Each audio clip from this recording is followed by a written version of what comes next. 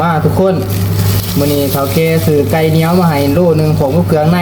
เดี๋ยวเฮาสิมาต้มให้เบิ่งต้มแบบละๆเฮาได้เนาะทุกคนไปกันเลยสบายดีและก็กราบสวัสดีพี่ๆทุกคนที่เข้ามาเบิ่งเด้อมื้อนี้ก็สิมาต้มไก่แบบละๆให้เบิ่งเนื่องจากว่าเฒ่าแก่ได้ซื้อไก่มาให้ต้มกินเนาะสำหรับเมนูนี้ก็โดนๆเถื่อสิได้กินเพราะว่าอยู่หาดบ่มีไก่เหนียวมีแต่ไก่พันธุ์มื้อนี้คิดอยากต้มไก่ก็เลยสั่งว่าเฒ่าแก่ซื้อไก่เหนียวมาให้กินเด้อแล้วก็จัดมาให้โลนึงเด้อเนาะมีทั้งเครื่องในแล้วก็น่องไก่ปีกไก่ปีกกลางมัน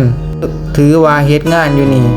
อยากกินหยังก็บอกเฒ่าแก่ซื้อมาให้อยู่ตลาดมาเฮ็ดกินเองเนาะถือว่าเฒ่าแก่ใจดีแฮงแต่ก็มื้อนี้ก็จะมาเฮ็ดต้มไก่แบบลาวๆบ้านเฮาสู่กินเสียดายแต่บ่มีบ่แดงสมทุกคนแต่ก็สิต้มใส่น้ำมะขามเฮาเอานี่แหละมะขามเปียกนี่แหละมื้อนี้ก็เฮ็ดแซ่บๆคิดอยากเนาะเพราะว่าบ่ได้กินต้มไก่นี่ล้นเด้คันบ่อยู่บ้านเฮาก็บ่มีได้ต้มไก่แบบนี้เสียดายแต่บ่แม่นไก่บ้านเป็นไก่เหนียวเขาเนาะถือว่าต้มดนๆแน่ขนาดซับมันยังสิบ่ขาดอันนี้ทุกคนสำหรับพี่ๆนะที่เขามาเบิ่งคลิปนี้ก็อย่าลืมกดไลค์ให้ข่อยนี่เด้อครับส้มอยู่จังหวัดใดแข็งใดก็เขาคอมเมนต์บอกกันเด้อทุกคนมาเฮาก็สิซับไก่ต่อได้ตอนนี้รอถามหม้อเดือดอย่างเดียวก็จะเอาไปใส่เด้อทุกคน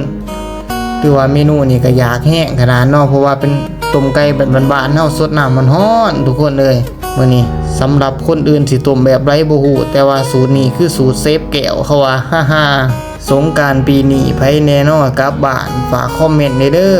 ไผที่กลับบ้านเดี๋ยวก็จะทายลงเด้อเพราะว่าข่อยอยากกลับนํปีนี้ข่อยก็บ่ได้กลับบ้านเนื่องจากว่าใบเดินทางก็บ่หลายปานใดเนาะ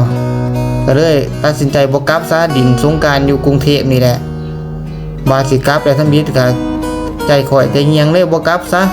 เฮ็ดงานอยู่ไทยนี่ของกินขมื้นบ่อยากหรอกมีทั้งหมูเฮ็ดเป็ดไก่แต่ว่ามื้อนี้ก็บ่อยากเนาะก็เลยอยากกินต้มไก่บ้านๆเฒ่าแก่ก็ไปตลาดมื้อนี้เด้อบอกเฒ่าแก่ว่าซื้อไก่เหนียวมาให้แน่สิต้มกินบ่แดงนี่แล้วก็จัดมาให้โลนึงเลยมีทั้งตับมีทั้งไตมีทั้งปีกกลางหรือว่าซับใส่กันเด้อตอนนี้หม้อเดือดนั่นก็เอาไปใส่ถ้าหม้อเดือดก็เนาะถ้าหม้อบ่เดือดนั่นก็สิข้าวสำหรับสูตรต้มไก่ก็ต้มง่ายๆต้มแบบบ้านๆเฮาทุกคนไปต้มแบบใดก็คอมเมนต์เข้ามาเด้อแต่ว่าข่อยต้มแบบนี้แหละใส่เกลือเป็นนัวรสดีน้ำมะขามคือว่าแบบง่ายๆโดดแซ่บคือกันถ้าว่าเมื่อบ้านเฮาก็สิได้กินอยู่ดอกไก่บ้านแต่ว่านี่มันอยู่ไทยคือจะหายากแน่แหละช่วงนี้ก็ของแพงทุกคนอีหยังก็ปรับราคาขึ้นเบิดดังสงกรานต์นี่แฮงว่าของสิราคาขึ้นหลายขนาดน้ำมันก็ขึ้นของก็ขึ้นค่าของชีพขึ้นทุกอย่างคนขายแห้งคือเฮาก็ต้องใส่ชีวิตแบบประหยัดในจักหน่อยเซฟตัวเองในจักหน่อยแหละ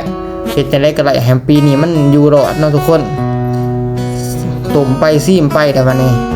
มาเด้อทุกคนมากินข้าวนำกันต้มไก่แซ่บๆมากินข้าวนำกันเด้ออายสำหรับไผที่บ่ได้เมื่อวานสงกรานต์นี่ไปเล่นสงกรานต์อยู่ไสก็อย่าลืมแซดมาส่วนบ่าวแก้วไปดินน้ำเด้อบ่าวแก้วบ่มีหมู่เด้นี่สงกรานต์ปีนี้ก็ทักไปดินน้ำแน่เดี๋ยวสิพาไปดินไสก็ส่วนในเด้อทุกคนหลังจากที่ซีมแล้วว่านัวปลาแซ่บแล้วเฮาก็มาสิใส่ผักกันเนาะหรือว่าใส่ผักชีฝรั่งหรือว่าหวานเฮาเกินผักหอมเปแต่ว่าอยู่ไทยก็เกินผักชีฝรั่งได้ทุกคนอย่าเข้าใจผิดได้ผักชีฝรั่งผักชีไว้เดือยเฮาก็มาตักใส่ถ้วยแบ่งกัน2ถ้วยเนาะเพราะว่าเฮามีกันอยู่4คนมื้อนี้เฒ่าแก่ก็บ่ได้เข้ามาหารหรือว่าพนักงานจุกมื้อนี้กินแบบจุกๆเลยต้มไก่สีสันก็เป็นตาแซ่บเลยทุกคนไก่เหนียวต้มออกมาแล้วก็คือไก่หวานเฮาโดดนี่ต้มออกมาแล้วสีสันหวานเสียดายแต่บ่มีบ่แดงสมทุกคนถ้าว่ามีบ่แดงสมมาใส่นี่ก็เลยบอกเลยว่าสุดยอดได้ทีเดียวแบบต้มไก่แบบบ้านเฮาโดดนี่ว่าเซฟไปยังดอต้มไก่ก็ต้องแซ่บอยู่แล้วตบแต่งแบบพวกหอมหน่อยนึงเนี่ยไปย่อไปกินมานี่ถือว่ามากินอยู่โตเลยจัดโตจัดอันนี้กิน4คนคือเก่าทุกคนมาเด้อกินข้าวทุกคนมาเด้ออยู่ไสกะมากินข้าวนำกันต้มไก่แซ่บๆมื้อนี้พี่เพ่ไม้ขยุก2นิ้วมาใส่กล่องอีกโอ้ฮ้อนๆโอ้เข้มจักหน่อยเด้อ